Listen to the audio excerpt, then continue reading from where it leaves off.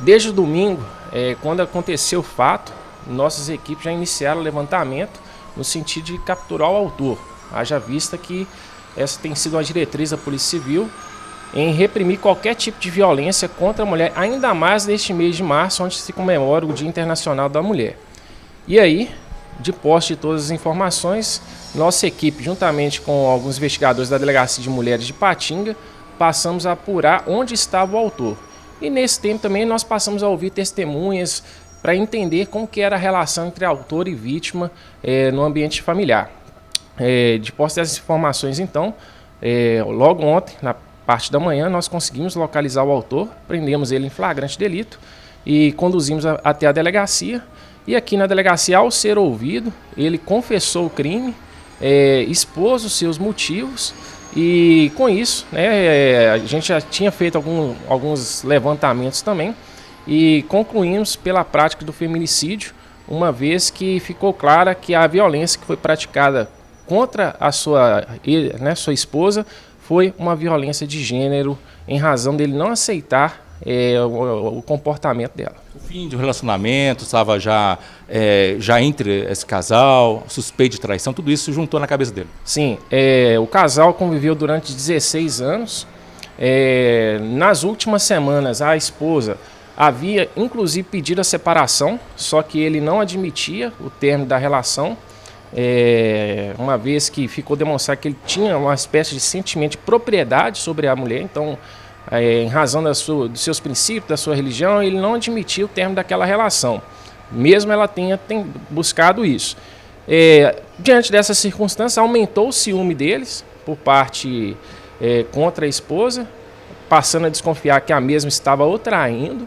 E aí, no último domingo, quando ela retornou do trabalho, que ela trabalhava no período noturno, ele, ao conversar com ela, se apossou de uma faca no intuito de perguntá-la se ela estava ou não de fato o traindo novamente. Segundo a versão que ele apresentou, ela afirmou que não, mas mesmo assim, demonstrando bastante violência, ele acabou efetuando cerca de 11 golpes com um instrumento pérfuro cortante, uma faca, contra a sua pessoa. A vítima, pelas características das lesões, tentou se defender, porém veio a óbito, em razão desse lamentável fato. Como foi a fuga e também a prisão dele? Ele contou com auxílio de pessoas para ir até, sair do distrito da Cupa, aqui da cidade de Coronel Fabriciano, mas os levantamentos de inteligência que foram feitos por nossas equipes, inclusive queria enaltecer o trabalho dos investigadores aqui e também da Delegacia de Mulheres, que trabalharam inclusive no período noturno para tentar localizar ele. Conseguimos encontrar logo na entrada da cidade de Santana do Paraíso, ali próximo da região central. Ele tinha histórico?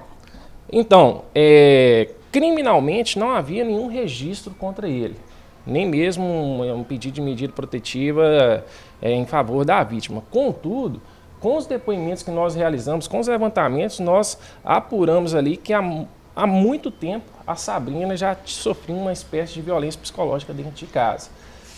Pelo fato de, muitas das vezes, ali, ser forçada a manter até uma relação com o agressor. É aquele sentimento de posse e propriedade que geralmente o agressor tem sobre mulheres vítimas de violência doméstica. E essa situação era conhecida pelos familiares, era conhecida até pela vizinhança, e acabou resultando nesse lamentável fato, uma vez que o ciúme dele foi aumentando cada vez mais em razão dessa relação que se tornou tóxica nos últimos dias. Delegado, ele se mostrou algum arrependimento diante da situação? Sim, diz ele que se sentiu arrependido, principalmente pelos filhos, que ficaram aí órfãos da mãe, são 3 filhos, mas está ciente, não apresentou resistência no momento da prisão, expôs suas razões, seus motivos, demonstrou arrependido, mas está ciente da gravidade do fato que ele praticou.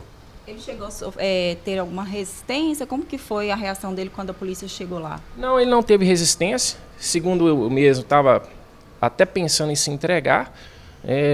Rolou um boato aqui na cidade que ele estava querendo se suicidar, isso não ficou constatado, Mas, como eu disse para vocês, desde o domingo nossas equipes já estavam atrás dele para tentar capturar, porque é um crime bárbaro, um crime grave, é uma diretriz da Polícia Civil no sentido de coibir o feminicídio. Lamentavelmente, né, o mês internacional da mulher, nós tivemos registro desse feminicídio aqui na cidade, mas uma resposta rápida no sentido de proporcionar ao Poder Judiciário e ao Ministério Público um fardo conjunto probatório para que ele possa ser responsabilizado. Delegado, desse ano, infelizmente, muitos homicídios aqui na região de Coronel Fabriciano. Neste caso, sobressai um crime diferente daqueles outros, né, que já foram registrados. Sim, esse crime teve uma característica diferente porque foi um crime passional. Diferentemente dos outros que ocorreram aqui na cidade, que estão ligados principalmente ao tráfico de drogas, que também estão sendo apurados, vários aí já estão quase que solucionados.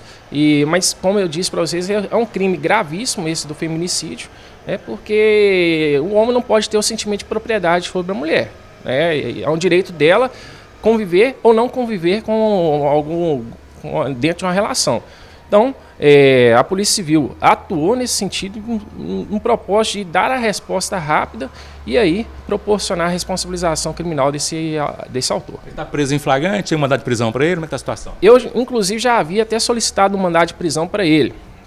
Logo, pelas primeiras horas, já havia representado, mas as diligências continuaram no sentido de capturá-lo e, com muito sucesso, nós conseguimos efetuar a prisão em flagrante dele. Ele já está, inclusive, no presídio Coronel Fabriciano.